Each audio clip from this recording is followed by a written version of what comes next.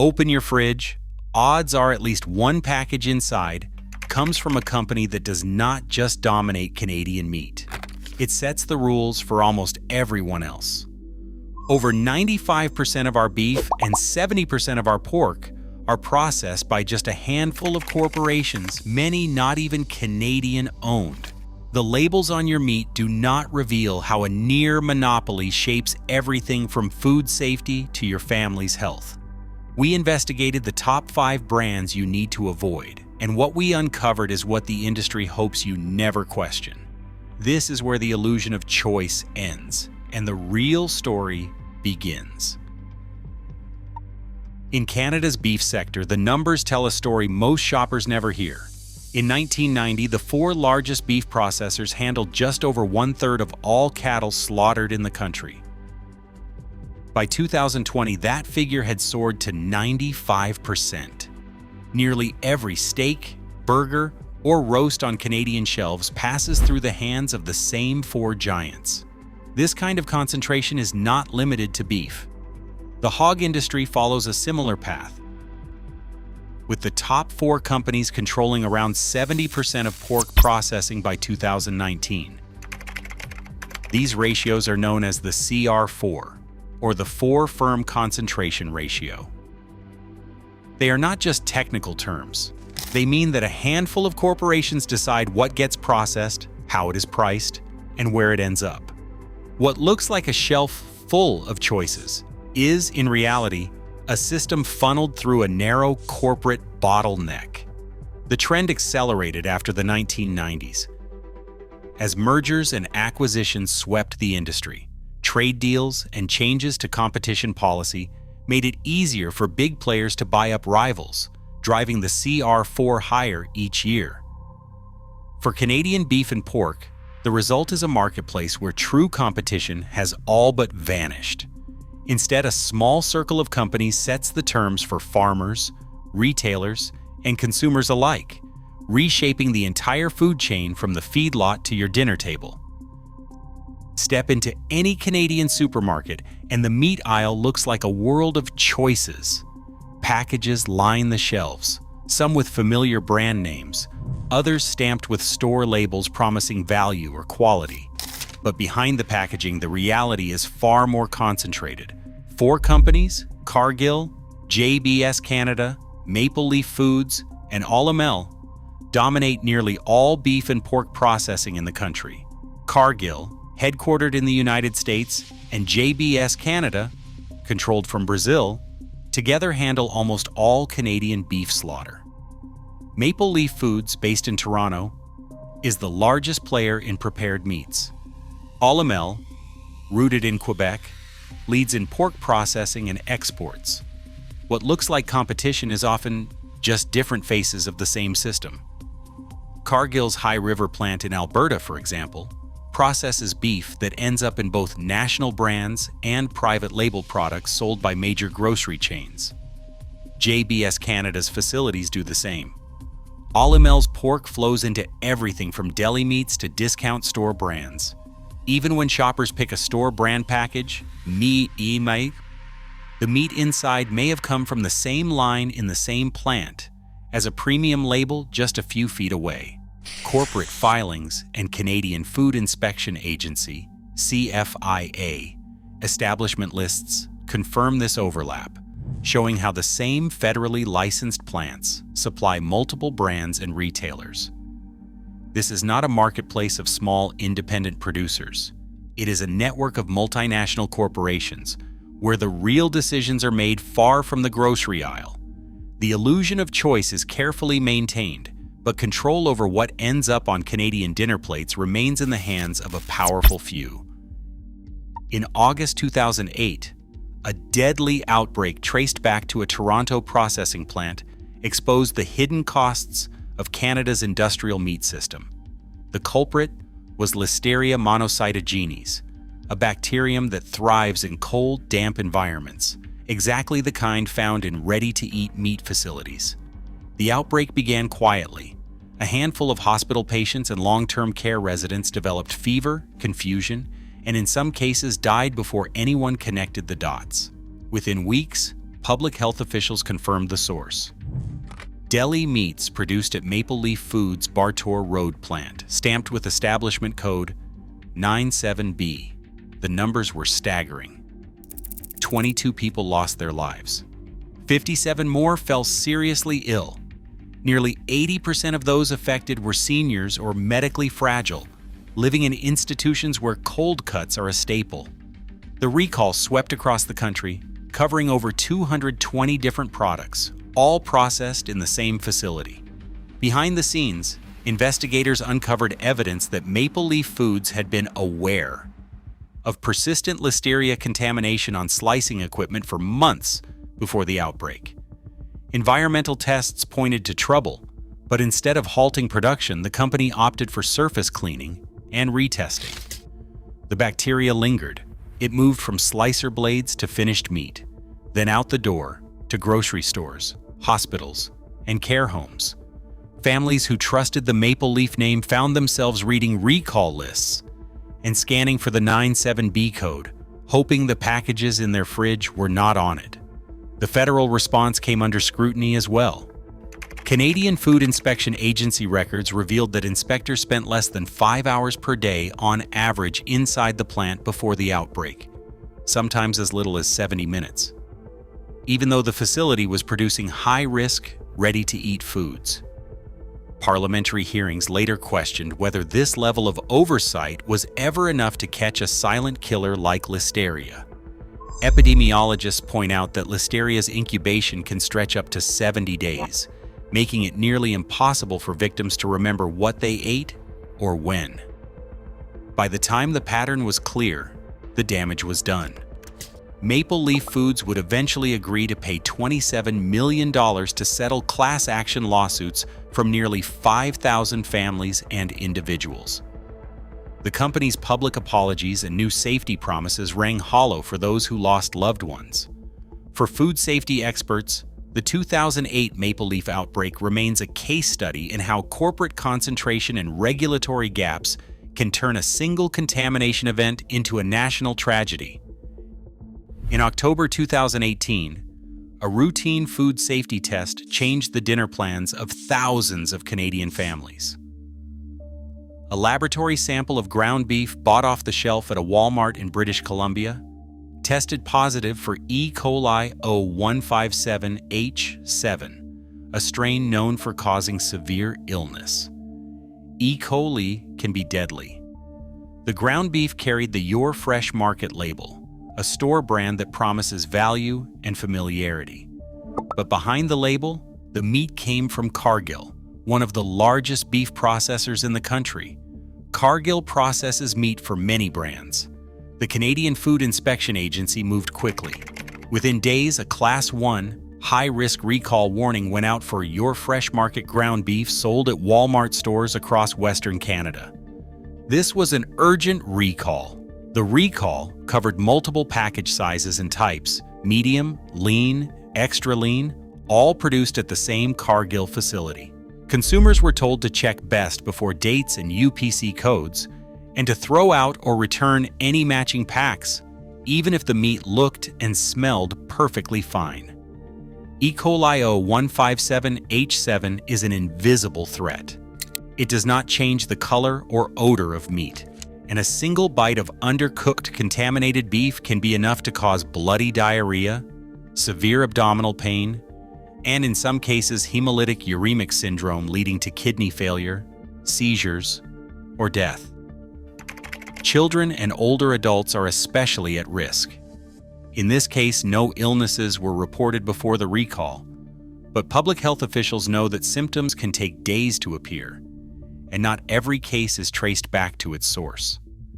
The recall did not start with a hospital visit. It started with a scientist quietly testing retail samples through FoodNet Canada, a surveillance program run by the Public Health Agency of Canada. A single scientist found the positive sample. When the positive result came in, the Canadian Food Inspection Agency traced the product back to Cargill, then mapped out every Walmart location that received the affected lots. What looked like a problem in one store became a region-wide recall overnight. The product was traced quickly, This is not just a story about one package of ground beef. Cargill's High River plant supplies meat for both national brands and private labels, all moving through the same facility. A single contamination event can ripple out through dozens of products, reaching families in every province. For shoppers, the brand on the label offers little protection. The real risk is hidden in the supply chain, where one missed pathogen can turn a routine meal into a medical emergency. In Canada's industrial meat system, the consequences of a single positive test can spread far beyond the supermarket aisle.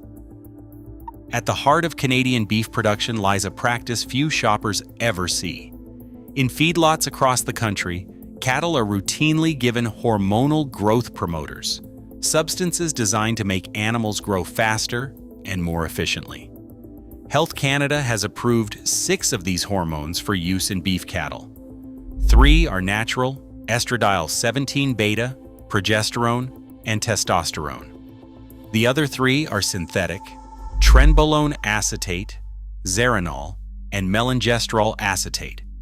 Most are delivered through a small pellet implanted just under the skin of the animal's ear, a spot that is discarded at slaughter. Melangestrol acetate is different. It is mixed directly into the feed. These products are not allowed in pigs, chickens, or dairy cows, but in beef cattle their use is standard practice on industrial farms. The rationale is simple. Hormones help cattle reach market weight more quickly, reducing feed costs and increasing profits for processors. Canadian regulators insist that, when used as directed, hormone residues in beef remain within safe limits. The Canadian Food Inspection Agency monitors for compliance, and industry materials point to decades of residue testing. But this approach stands in sharp contrast to the European Union. Since the late 1980s, the European Union has enforced a strict ban on growth promoting hormones in all food animals. Council Directive 9622/EC prohibits the use of estradiol, progesterone, testosterone, trenbolone acetate, zeranol, and melangestrol acetate for growth purposes, and it blocks imports of beef from animals treated with them. The European Union's decision is grounded in the precautionary principle, citing unanswered questions about long-term health effects, especially for children and pregnant people. For Canadians, the implications are clear. Unless a package is labeled raised without added hormones or certified organic, the beef inside likely comes from hormone-treated cattle. The same 6 substances banned in Europe remain legal and common in the Canadian supply chain. The difference is not just regulatory. It is a matter of what risks each system is willing to accept in the name of efficiency and cost. In Canadian livestock barns, antibiotics have been a daily tool for decades. Cattle, pigs, chickens, and even farmed fish receive doses not just to treat disease, but to prevent it, and until recently, to help them grow faster. For years, some of the most powerful antibiotics, those labeled Category 1 by Health Canada, critical for treating serious infections in people, were used in animal feed and water. The line between medicine and meat production blurred. In 2014, Health Canada began phasing out growth promotion claims for these drugs. And by December 2018, all medically important antibiotics for animals became prescription only. Still, the routine use of antibiotics for disease prevention continues in many barns, with oversight depending on busy veterinarians and voluntary industry programs. The World Health Organization calls antimicrobial resistance one of the top threats to global health. Their warnings are blunt. Overuse of antibiotics in agriculture breeds resistant bacteria that can move from animals to people, making infections harder and sometimes impossible to treat. When antibiotics lose their power, common illnesses become dangerous again. Surgeries get riskier. A simple cut or a childhood infection can turn deadly. Infectious disease specialists point to foodborne bacteria like Salmonella and E. coli, which can pick up resistance on the farm and travel through the food chain to the dinner table. Canadian policy now requires withdrawal periods to to let drugs clear from animals before slaughter, and the CFIA monitors for residues. But the bigger risk is not just trace chemicals. It is the invisible evolution of bacteria that no longer respond to treatment. Every package of conventional meat, raised in a system dependent on antibiotics, plays a part in this global problem. The consequences reach far beyond any single farm or brand. JBS Canada stands as a quiet force in the country's meat system, but its roots stretch far beyond Canadian soil.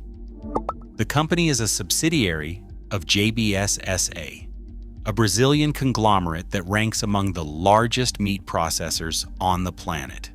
JBS controls major beef packing facilities in Alberta, including the Brooks plant, and together with Cargill, oversees nearly all of Canada's fed cattle slaughter. For most shoppers, the name JBS means little. There is no familiar logo on the supermarket shelf, no household brand to recognize. Yet the beef in countless Canadian homes passes through JBS plants before it ever reaches a grocery case. The parent company's global history is anything but invisible. In Brazil, JBS executives have admitted to paying billions in bribes to politicians and regulators, resulting in massive fines and leniency agreements with courts. U.S. subsidiaries have faced price-fixing lawsuits over beef and poultry, with settlements running into the hundreds of millions of dollars. Environmental investigations have repeatedly linked JBS South American supply chains to illegal deforestation in the Amazon, despite corporate pledges to clean up sourcing. These are not isolated incidents. They are part of a documented pattern that spans continents and commodities. In Canada, JBS operates with significant market power, but limited public scrutiny. Policy analysts warn that when foreign-controlled giants dominate the food supply, Canadian regulators may have less leverage in enforcing standards or responding to crises. Decisions about sourcing, safety, and crisis management are often made in boardrooms, thousands of kilometers away. For Canadian families, the result is a supply chain shaped by the priorities of a multinational, not by local needs or oversight. The risks, whether from contaminated product, price manipulation, or supply disruptions, are compounded when the lines of accountability stretch across borders. As of October 2024, the Canadian Food Inspection Agency had issued 124 recall warnings across the country. 20 of those recalls involved meat and poultry, products found in nearly every household. Among all categories, 36 recalls were classified as Class 1, meaning there was a real risk of severe health consequences if consumed. These warnings covered everything from microbial contamination to foreign materials like plastic and metal. The numbers reveal a system where high-risk recalls are not rare events, but a regular feature of Canada's food supply.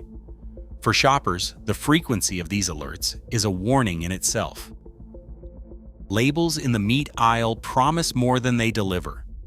A package stamped "raised without antibiotics" might seem reassuring, but that claim only applies if the animal never received antibiotics from birth to slaughter. Any animal that was treated is diverted into conventional sales.